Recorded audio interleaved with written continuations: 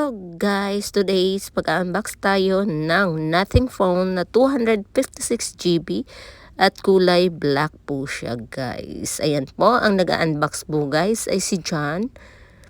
At nakiusap lang po tayo sa customer kung pwede natin i-unbox ang kanyang Nothing Phone. Yan siya guys. Medyo nahirapan guys si John mag-unbox. Gawa ng first time tayo magbukas nito. Tsaka mahirap siya guys buksan. Anyway, ayan na siya guys. Nabuksan na natin. Ayan. Parang kagaya lang siya guys ng iPhone. Pero may backlight lang siya guys. Style niya talaga iPhone guys. Pero 2 camera lang siya. At yun, 256GB. Yan na siya guys. Yan. Kasama na rin po guys ang kanyang cable at ang kanyang manual user. Ito na po guys ang phone, Nothing Phone. Actually guys, pina-unbox na ng customer kasi lalagyan natin ng screen protector. Ang kanyang wire, ayan.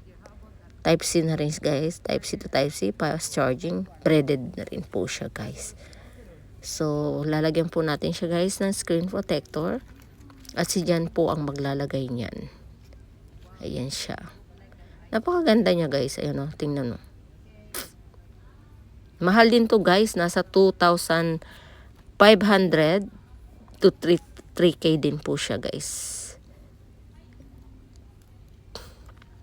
Buti nga guys, napakabait ng customer kasi pinayagan tayo mag-unbox ng kanyang Nothing Phone. So, ayan. At ako pala guys ang nagbibideo. Yan. So, uli, ito po ang kanyang threaded cable na parang kagaya din sa iPhone. At ang kanyang manual user. Ayan. Actually guys, ang customer, 2 times siya na to guys nabili. Kasi bumili po siya sa Amazon, tapos nagka-problema po siya guys. Binalik niya, nirefund naman. Tapos to make it sure na po guys, dito na talaga siya sa Virgin bumili. Para hindi na daw siya magbalik-balik. Sa online guys, nabili niya lang ng 2.5. Dito kasi guys sa Virgin, nasa 2.899 po siya. So, ayan, lilinisin lang po siya ni Jan para po lagyan ng screen protector kasi nakiusap din ng customer. Ang screen niya guys, hindi po binili dito kundi sa labas. Nagpalagay lang po siya. Ayan, sabi ko nga sa inyo guys, kailangan linisin ng maigi para hindi na po mahirapan magtanggal ng bubble at magkaroon ng bubble ang screen. Ayan. Anyway guys, parang may glass na rin po siya eh. So, ayun o. Tinanggal na ni Jan. Magaling to guys si Jan maglagay ng screen protector.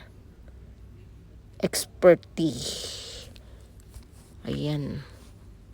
So, nilalagay niya na. Kaya, ayun. Natapos din. Ako pala guys ang taga-video niya. Nakiusap din guys yung staff nito na ilagay ni Jan. Kasi actually guys is not allowed na tayo maglagay lalo na pag sa ibang brand. Maraming salamat sa panonood. Don't forget to like and subscribe.